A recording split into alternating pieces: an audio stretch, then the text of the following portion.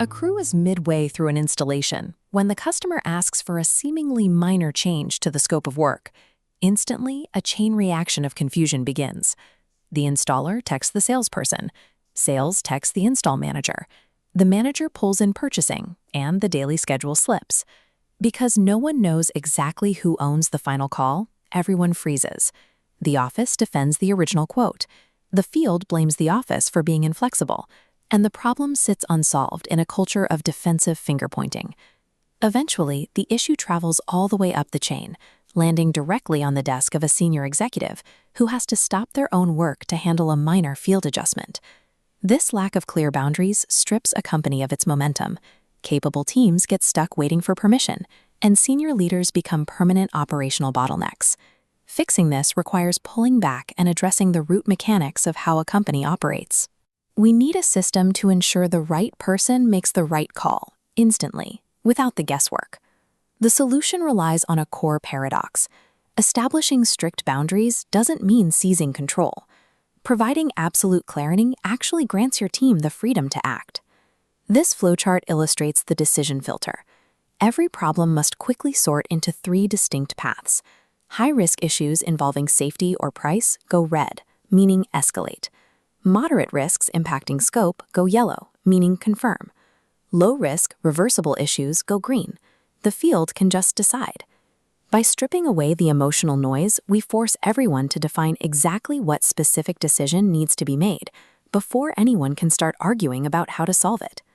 Many organizations use RACI, but we reverse it to ARCI because every efficient process starts with the A. Who is accountable? The accountable person is the sole owner of the final call. They gather input, make the decision, and own the outcome. If 2 people are accountable, nobody is truly accountable. Next are the responsible people. This is a small, limited group, usually 2 to 4 individuals, tasked with bringing facts, trade-offs, and warnings to the table. They shape the decision, but they do not make it. Providing the data does not grant the authority to pull the trigger. Separating these 2 roles cuts out the friction of groupthink. Everyone knows exactly who provides the context and who holds the authority to execute. Moving outward are the consulted experts. They provide code, safety, or technical insights that must be heard before the call is made. Finally, the informed group. Once finalized, the broader team gets notified, so execution happens smoothly without surprise handoffs. This system exposes a common leadership trap. When a crisis hits, senior managers instinctively grab the accountable role, pulling decisions up the ladder until they themselves stall the company's progress. It requires intense discipline for a leader to intentionally step back. They have to force themselves into the consulted or informed roles, giving their subordinates the space to act. True organizational scaling requires trading the desire for total control in exchange for team speed.